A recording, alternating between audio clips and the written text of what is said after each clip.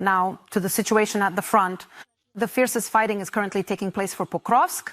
The occupiers are storming Ukrainian positions, but the defenders are managing to push them back. Some of the hottest battles are happening in Novotoretske, Udakhne and Molodetske. On the Kostiantynivka axis, the enemy is pressing in the areas of Shkerbinivka, Petrivka, Yablunivka and Rusin Yar. Another difficult section of the front is the Kupiansk direction. Ukrainian defenders are repelling the enemy's assault actions in the areas of Kupiansk itself, as well as Stepov, Novoselivka, and towards Piszczane and Petropavlivka. Aviation, rocket forces, and artillery of the defense forces struck 7 areas where the occupiers had concentrated personnel, weapons, and military equipment. The Russians continue to put pressure on Pokrovsk and Myrnohrad. Street fighting is already taking place in the northern outskirts of Pokrovsk as the enemy is getting closer and closer to the road that connects the city with neighboring Myrnohrad. The situation is threatening, as acknowledged by the General Staff, but they deny that the defense forces in the city are blocked. However, the same cannot be said about the outskirts, where our infantry is now stationed. TSN special correspondent Yulia Kyrienko will give a detailed account of what is happening in Pokrovsk. So watch her report next.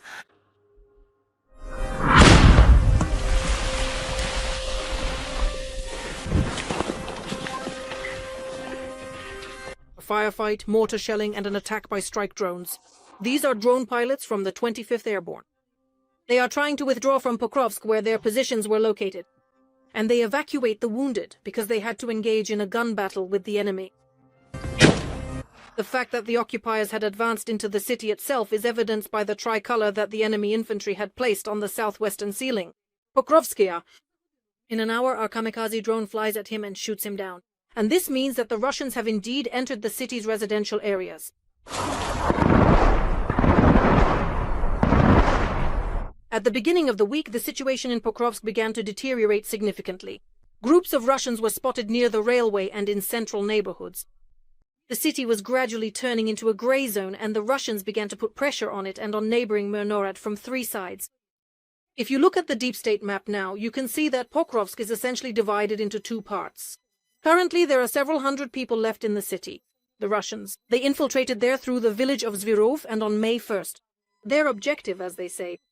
For the defense forces, it is to reach its northern outskirts and cut off the road between Pokrovsk and Myrnohrad. Russia has amassed a group of up to 11,000 occupiers to push our troops out of the agglomeration. Pokrovsk-Myrnohrad. This is according to the very corps that is holding the defense there. Putin has already claimed that both cities are blocked, but that's not true.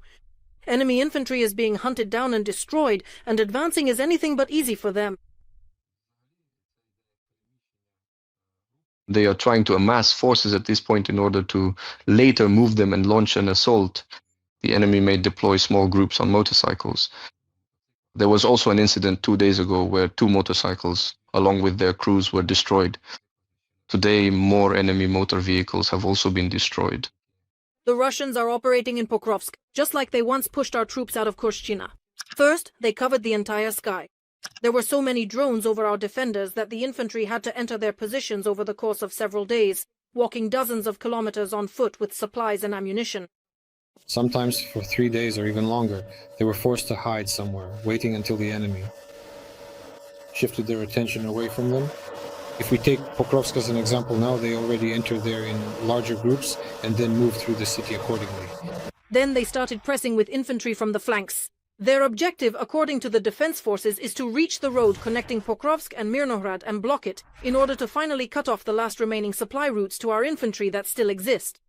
If they move up to Ryshin, then the Pokrovsk, Myrnohrad, the epic, the saga that has been going on for over a year and a half, can be considered over. In the entire northern part, you have the situation where street fighting and shootouts are currently taking place. It's chaos. But the enemy is already entering the northern part. That is, they are partially present in the northern part.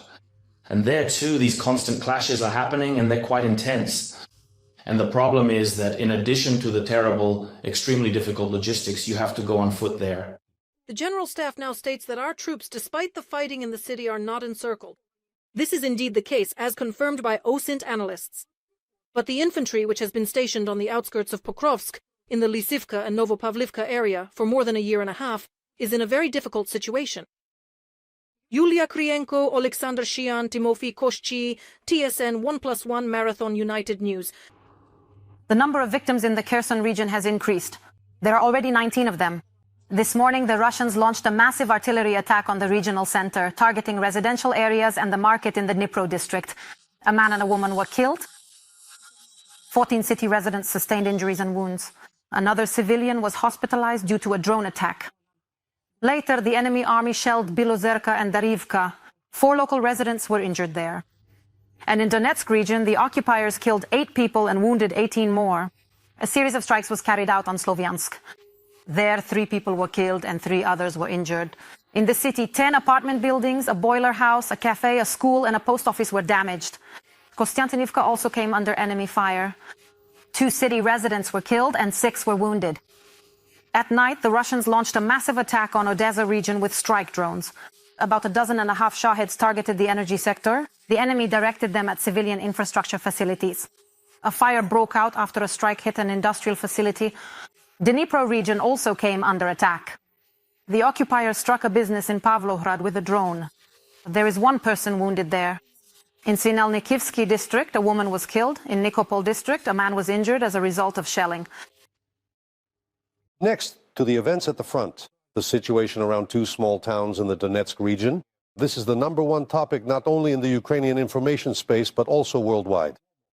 Authoritative media outlets are writing about Pokrovsk and Kupiansk, trying to figure out what exactly is happening there. And should we believe the Kremlin's claims that the cities have fallen, that they are surrounded? The Ukrainian General Staff categorically denies the blockade of both Pokrovsk and Kupiansk, although I admit the situation is extremely difficult. In order to break through the defenses here, the occupiers have thrown several tens of thousands of soldiers at Pokrovsk and Kupiansk. The fighting continues, but the cities are holding. Just today, the Ukrainian armed forces repelled more than 50 enemy assaults. Our correspondent Ihor Levinok spoke with soldiers who recently returned from Pokrovsk, with representatives of the command and with military analysts. And he tried to figure out what is happening there now, what tactics the enemy is using, and why these 2 towns are so important to Moscow. Strategic significance. Pokrovsk is the point that the world's attention is currently focused on. An analysis of the latest deep state map updates shows that the enemy continues to exert significant pressure and is advancing both on the eastern front, and the situation is especially alarming on the southern approaches to the city itself.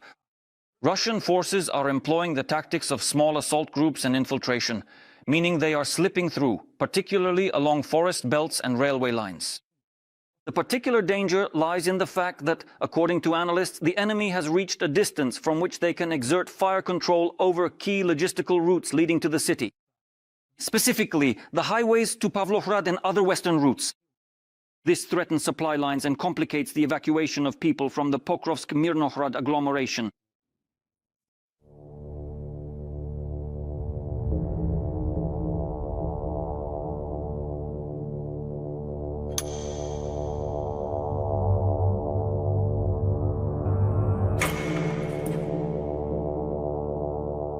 The defense of Pokrovsk has become a marathon. The enemy has gathered a powerful force here to break our resistance, which has held for almost a year and a half. This city is a symbol of Russian miscalculations and failures. According to all calculations and plans, this city was supposed to be surrounded and captured by the Russians during September to October 2024. For almost 13 months in a row, the city has stood. During this time, Ukraine has gained time and the Russian Federation has lost. During this time, it has been partially exhausted, lost its people, equipment, and offensive potential. Despite the loud statements from Kremlin bigwigs about a quick capture, the city is still holding its defense. The enemy has amassed a force of thousands here and is trying to close the encirclement ring. The leader of the occupying forces, Gerasimov, has already announced a so-called cauldron near Pokrovsk and Myrnohrad, which even provoked ridicule from his own propagandists. Overall, in the Pokrovsk agglomeration, we are now observing an enemy buildup of 27,000 personnel.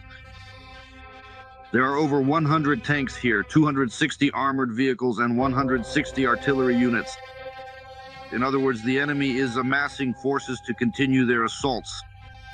Despite significant losses, Russian troops have resumed the practice of massive mechanized assaults. This is how it happens. 29 units, armored vehicles are trying to break through the Ukrainian defenses near Pokrovsk. Minefields, artillery fire, and precision drones at work. As a result, half of the equipment was destroyed. The rest had to flee the battlefield. We are managing to successfully hold back these relentless waves and destroy these mechanized assaults.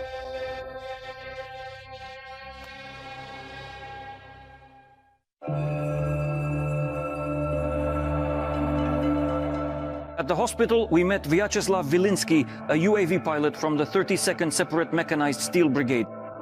He took part in the fiercest battles for Pokrovsk. He lost his foot due to a strike from an enemy FPV drone. His testimony is experience paid for in blood. Here's what he says about Russian tactics. It's impossible to bring in 30 or 40 people at once. But by bringing in 2 or 4 people at a time, over the course of a month, they accumulate 200 to 300 men. Vyacheslav's story is vivid evidence of how much modern warfare has changed. He is convinced that drones decide everything. And in the battle for Pokrovsk, the side with more of them, many more, will win. A prepared brigade of our unmanned systems should take on such large brigades as the Russian Rubicon. Sending in infantry is pointless. It's foolish. It is now known that Pokrovsk will not be an easy prize for the occupiers. The defense forces are reinforcing this direction with reserves. Right now, additional forces are rotating in artillery, unmanned aerial vehicles, and extra assault units. The enemy will definitely not have any easy paths. The fight continues. Fire! Another tense section of the front is Kupiansk. The deep state map shows a significant expansion of enemy control in the central part of Kupiansk. Over the past few weeks, the enemy has been actively using infiltration tactics, sending small infantry groups into the city, often avoiding direct battles on the outskirts. This allowed them to amass a sufficient number of forces directly within the urban area. Apparently, according to analysts, the ultimate goal of these groups is the infiltration of the occupiers. To the crossing in Kupiansk-Vuzlovi. This railway junction is critical for the logistics of the defense forces. But here, the occupiers are forced to break into our defenses from only one direction, from the north. Therefore, the enemy's plans are at the very least questionable.